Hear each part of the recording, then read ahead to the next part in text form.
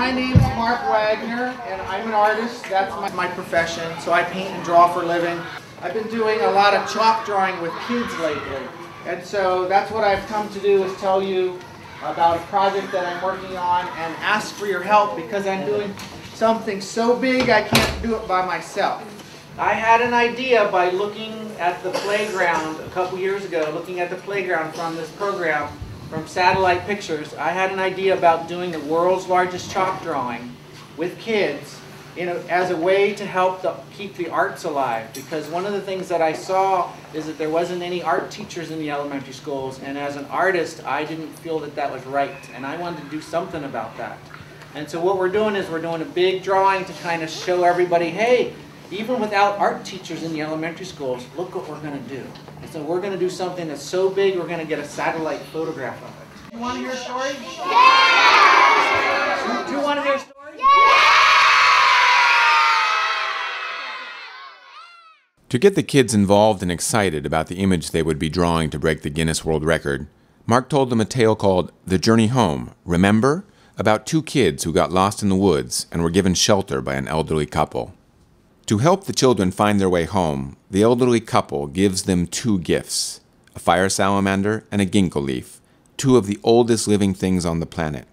On their way home, the kids meet other creatures, each one of them a totem animal from an Alameda elementary school. The Washington tiger helps them to be courageous. The Lum bear reminds them to rest and learn about dreaming. The Otis owl helps them to see at night and be wise. The Henry Haight eagle flies high and helps them to see the big picture. And so what we're going to do, where we're going to do it, is out here. So over here is Franklin. So out here, it used to be the Navy Air Base, where they used to fly lots of airplanes. So as we zoom into this area right here, that's where we're going to be drawing.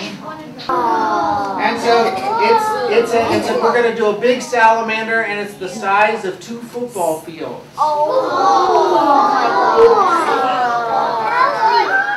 And this is the area that we're going to draw.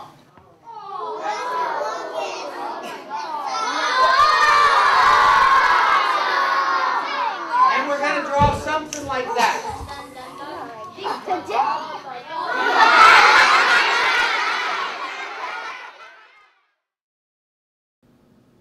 Alameda, California is a small island sitting in the middle of the bustling San Francisco Bay Area. It is a city that seems a world apart, with its Victorian mansions, beaches, relaxed small-town atmosphere, and once thriving Navy base. The city faces the same budget difficulties that plague many other communities around the country. To make matters worse, the Naval Air Station was decommissioned in 1997, dealing a severe blow to the local economy. As a result, the city's budget for education has been severely strained. Like many other school districts, arts were drastically cut. Being a firm believer that the best way to invest in our kids' future is to nourish their creativity from childhood, Mark resolved to bring the community together to keep the arts alive. 2003, let's see, a couple events came together, and one was I was a parent volunteer art docent at my kids' elementary school. And I was looking around, just kind of getting into and understanding that it's a parent volunteer program that's how the elementary school has art teachers here and in this whole district. And I noticed that there were paid music teachers, but there were no paid art teachers. And I, as a professional artist, I was curious about that and why was that? And I started asking around, and I didn't get a lot of answers. I didn't get a lot of, basically it's money. It's money. So then the next part was that I was been involved in these big chalk projects since '94. We had just done one of the world's largest chalk drawings in San Rafael. It was the ceiling of the Sistine Chapel, Michelangelo. It was half size. It took a dozen and a half of us 6 days. It was their anniversary event. They do a big fundraiser. That's how they raise money for their schools and for their art program. It's called Youth in Arts. And so that was really fun to be a part of that big team. And then the third part was that I am involved in a men's organization, and one of the guys asked a question to the whole group. He said, what would you do if you had 40 guys and all their assets? Time, tools, energy. Got a dream? That was the ending of it. You have a dream? And I was never asked that question before, and never had a group of men who would, actually potentially be on board to do large community projects. And so about 2 weeks after that, those three elements came together, the three elements. And there's also a woman here on this island named Natasha Miller, and she has raised money for the music. So that was one of the reasons why the music is still alive, because there's some music activists. So I thought, hey, I wonder who's doing that for the arts. And then I thought, I wonder if that's me. An activist like Mark was desperately needed. In 2008, a new round of budget cuts threatened to eliminate not only visual arts, but also the music program and even school sports. Only a massive community campaign to pass a temporary parcel tax saved these programs, but the visual arts were still in need. I'm Debbie Wong, and I'm the Assistant Superintendent for Educational Services for Alameda Unified School District. Wow. Well, first, Mark's incredible energy and his creativity. He's just immensely talented. And to do this for the schools, for our children, is just a wonderful endeavor.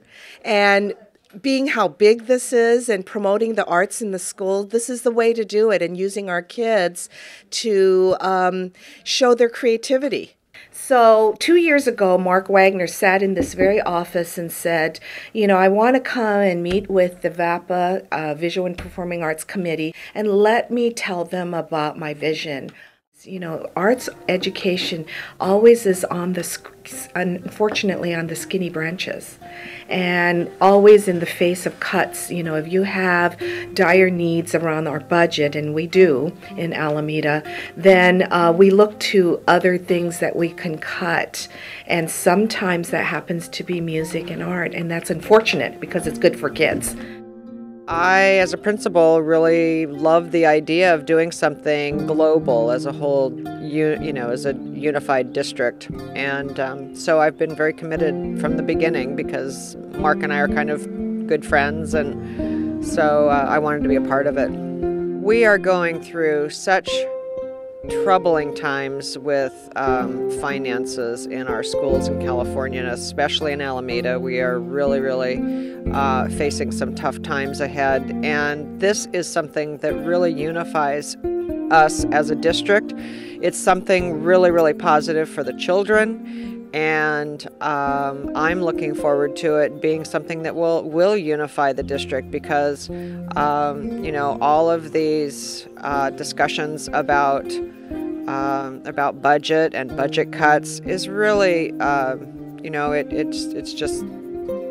it's difficult. It's very difficult on everyone, and the children feel that too.